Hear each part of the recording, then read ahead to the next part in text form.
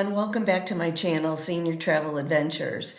If you've been watching, you may remember that I was preparing over the past several months to walk the final stage of the Camino Frances in Spain. I just got back from that extended 3-part trip, which began with that feat, and wow, what a journey.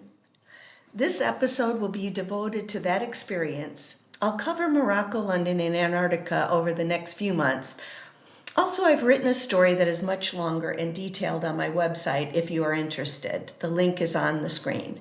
My Camino journey was amazing. 9 days of walking, 190,000 steps, and more lessons than I expected.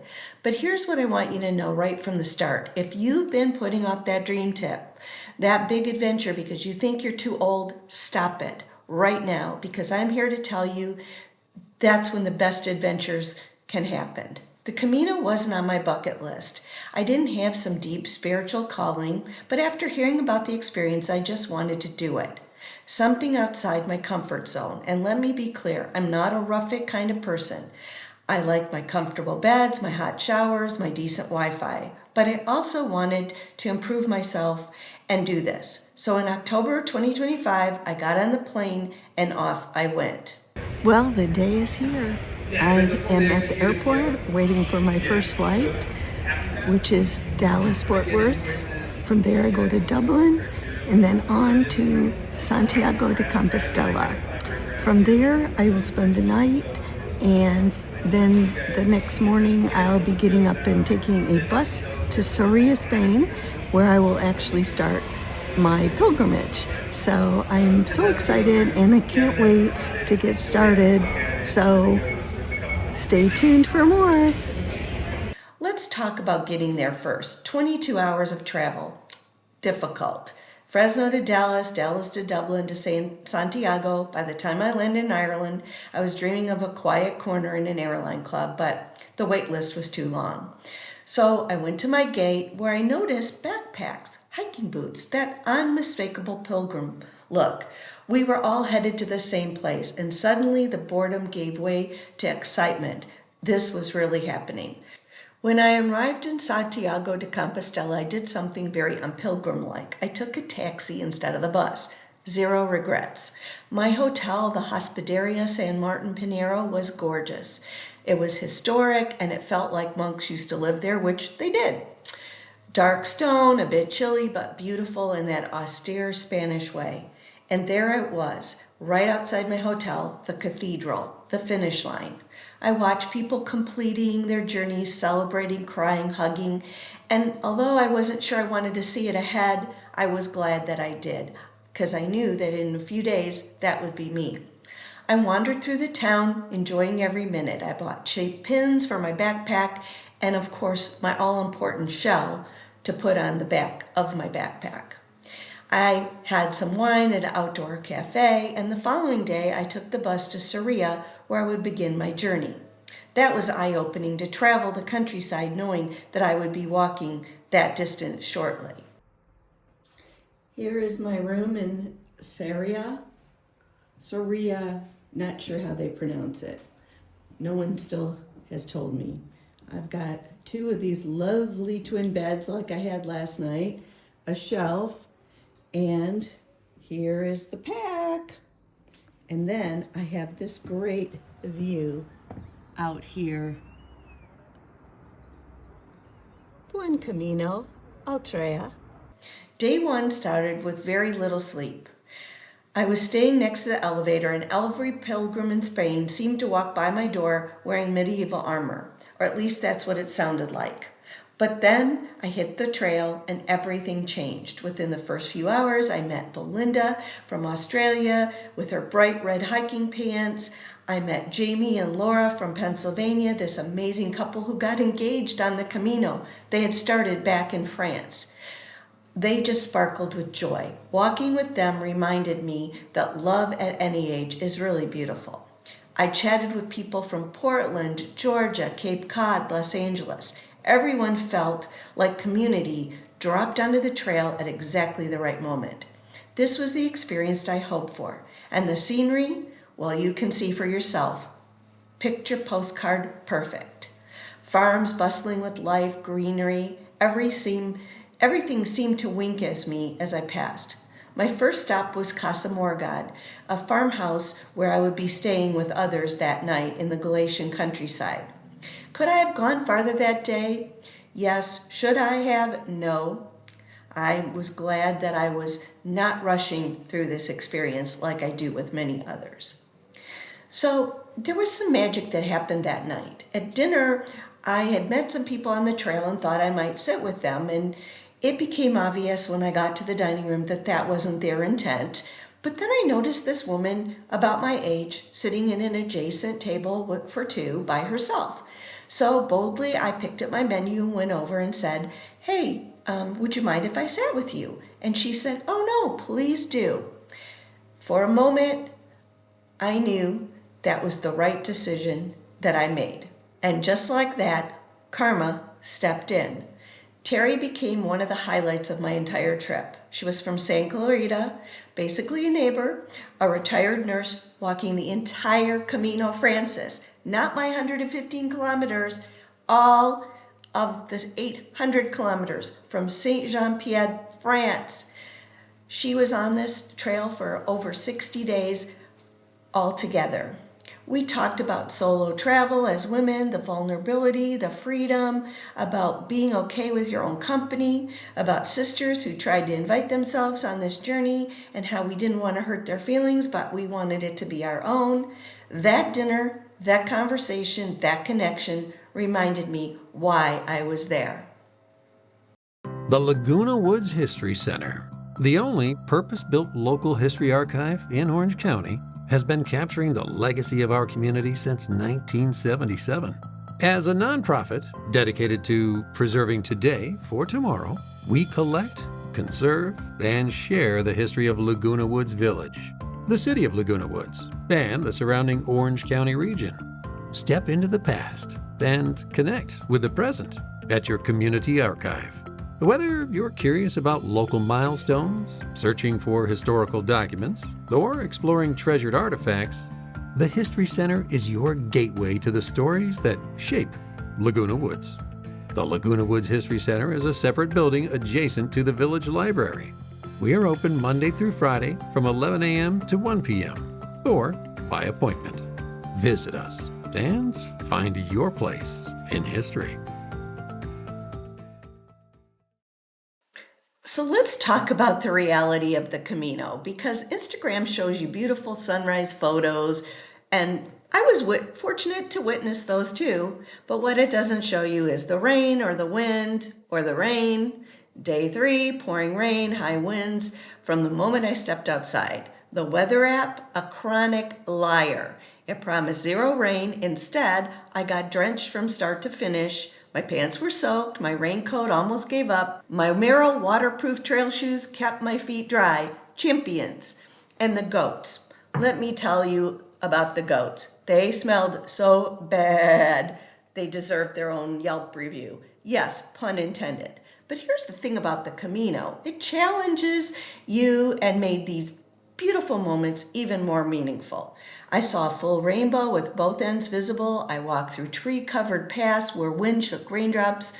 And I met people from Finland, London, Bavaria, Toronto, all of us out there walking in the same weather, sharing the same experience. I met Doris from Bavaria, who just turned 60, and she had had back surgery, a self-professed couch potato wanting to prove that she could do this for herself. She was carrying the full pack every day, not like my little 8-pound pack that was already more than enough for me. And you know what? That's okay. Everyone's Camino is their own, completely. And that's the way it should be. I discovered something about myself on the Camino too. I am the Dr. Jekyll and Miss Hyde of pilgrimages. During the day, I loved it. Rain, heat, sun, didn't matter. I loved walking, the adventure, the beauty, meeting people, seeing countryside that looked like it belonged in a painting. But at night, I needed comfort, a clean room, a decent bed, a bathroom that didn't make me question my life choices. One night I stayed in a place that gave me the serious creeps. That bed might have been comfortable, but I could hear people peeing through the walls. There was a mysterious mechanical sound that came and went in another room. And let's not forget my roommate, a giant spider who should have had his own room and paid his share of the bill.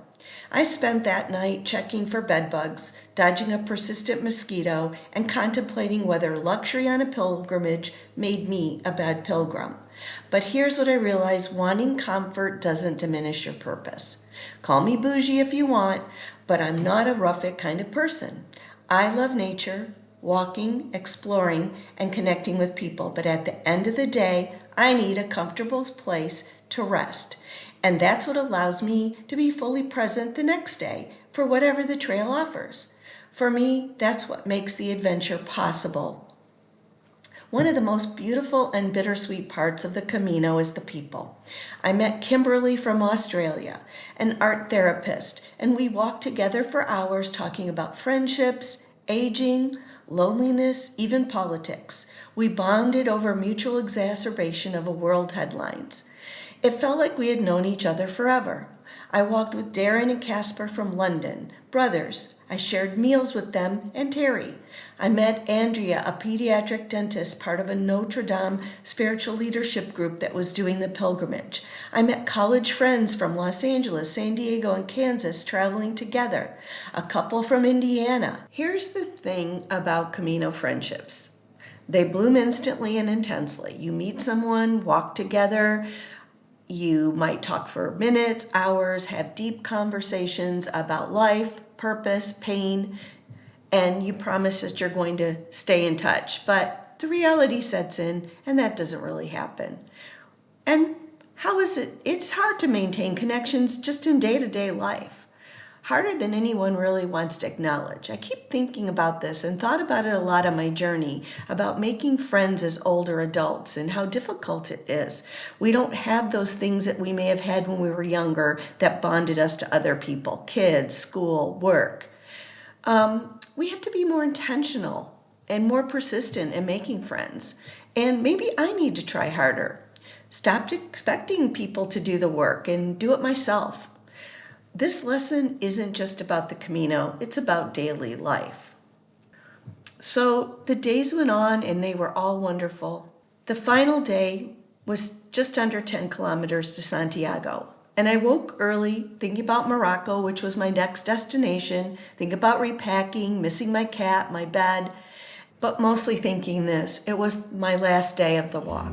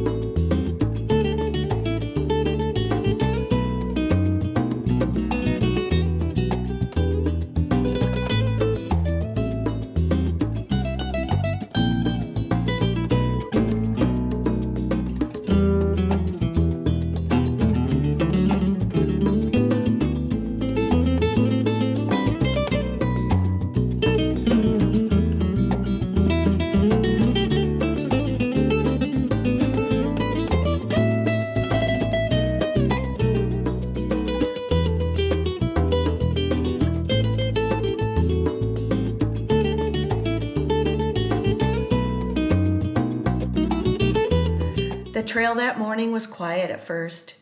Gray, cloudy, cool, perfect for walking even though my knee was filing a formal complaint. I'd been managing pain with Tylenol, wearing a knee brace, using both my trekking poles, but nothing was going to stop me from finishing. As I got closer to Santiago, the city suddenly appeared. Overpasses, traffic, people. It was jarring after the peacefulness of the trail, but then magic. I crossed an overpass, kept walking, considered stopping for a coffee. They were beckoning me. I looked at my phone, and when I looked up, there was Terry. We hadn't planned on meeting ahead of finishing, but I thought that I might finish ahead of her and we'd meet. She had left early and walked fast trying to catch up. We ran to each other with big hugs. We walked that final stretch side by side through the busy town toward the cathedral, high on adrenaline. I felt such pride not only in myself but in Terry. I did this for 9 days. She did it for more than 60. It was magic when we heard the bagpiper as we walked down the stairs, and I captured the moment on video and couldn't hold back my emotion. For me, for Terry, for everyone who ever walked this path. We made it. Inside that cathedral, I lit a candle for my late mother-in-law, Dolly, who was deeply religious. It was a tearful, meaningful moment. At the pilgrim's office, I got my Compostela certificate, the official document proving that I'd completed this pilgrimage. I tossed rocks representing my burdens into a fountain, small gestures of completion and reflection. So what did that Camino really teach me? Well, I learned that I could walk 20 kilometers in the rain and wind and still feel alive. I learned that my Merrill trail shoes were champions. My second toes were drama queens, and my knee had very angry opinions.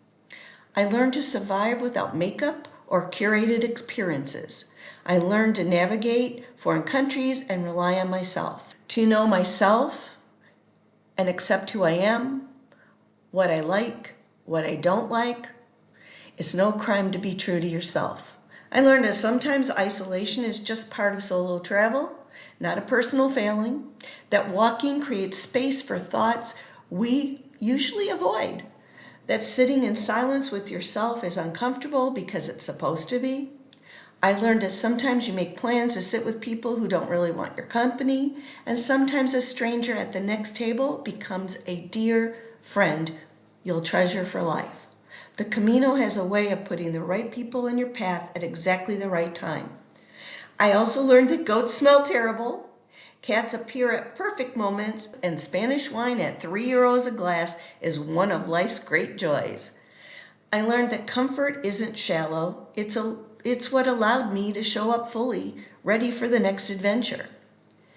9 days, 115 kilometers, 190,000 steps, memories I'll carry forever. So here's what I want you to take away from this show today. You're not too old for adventure. Your knees might complain. Your comfort preferences might be non-negotiable. You might need a good bed and a hot shower at the end of the day. None of that makes you any less of an adventurer. Stop waiting for the perfect time.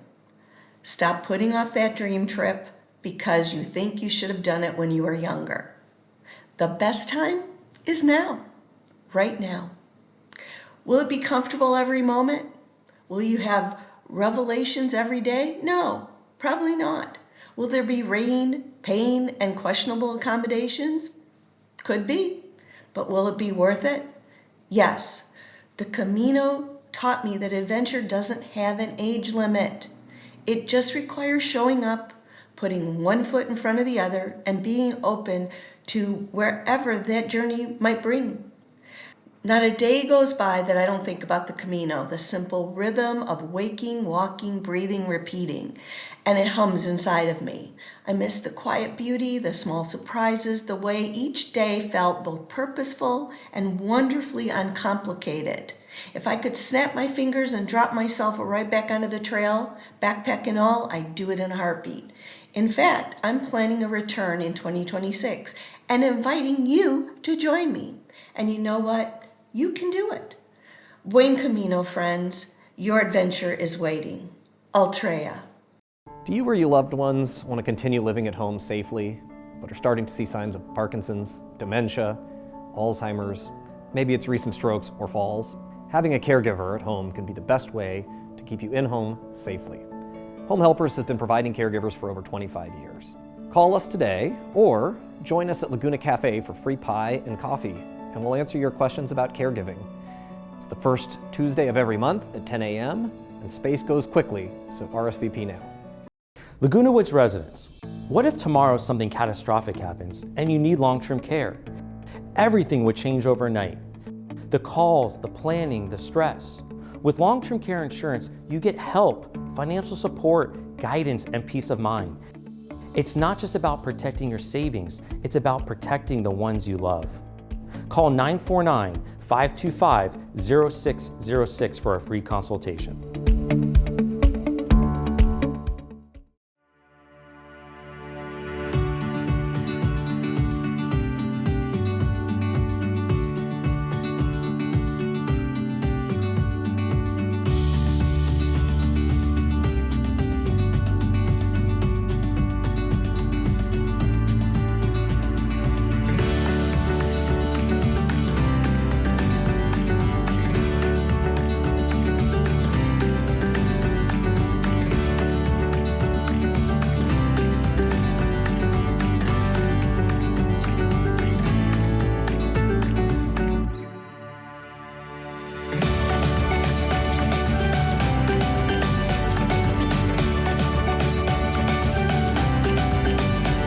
As I finished day 3 in the rain, I arrived at my albergue in Ventus de Noran and rewarded myself with some vino. This dog laid at our door all night to protect us, and in the morning on day 4, I got up to start my journey to Palais del Rey, where I would be spending my next night. Here are some scenes as I ventured through in the rainy countryside. As you can see, it was quite wet. I did stop for some coffee and a crepe and then continued to my accommodation here in Palais del Rey. We are at the start of day 5 in the town of Palos de Rey. Today I'm headed towards Melide, Spain. It's close to 15K today. You can see there's the directional sign. The signage has been very, very good as I have walked so far, and this has been really a very interesting experience, and I'm excited that I get to share it all with you. And here's a great pilgrim statue. How cool is that? Let me get that one. The pilgrims are celebrating.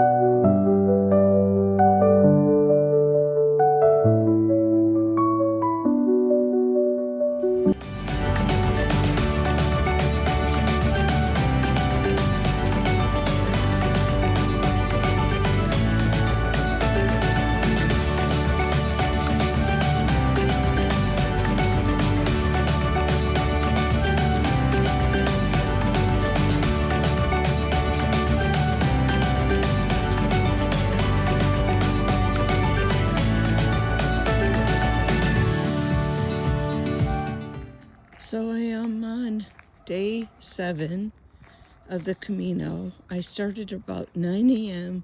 when the sun came up, but I have only seen a handful of other pilgrims and a small white and orange kitty cat who was very friendly. So we spent a bit of time together, of course. I am having some serious knee issues. Today is supposed to be a 10K day, so I can take it easy.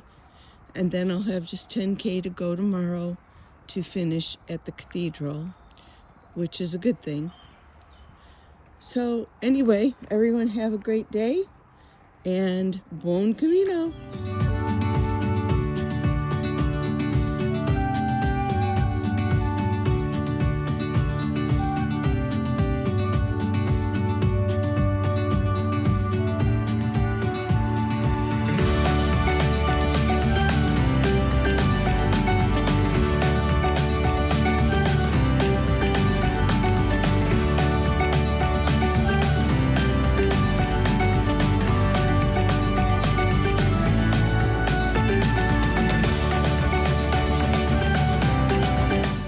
Thank you for joining me today on Senior Travel Adventures. I hope you enjoyed the discussion of my Camino journey, my deep thoughts, philosophical outlook on age is just a number and adventure is ageless, and enjoyed all the photos that I took. Thank you for watching, and remember, please follow me on Instagram, YouTube, my blog. All of that helps me keep motivated to keep making this content for you and to encourage and empower others to take the trip.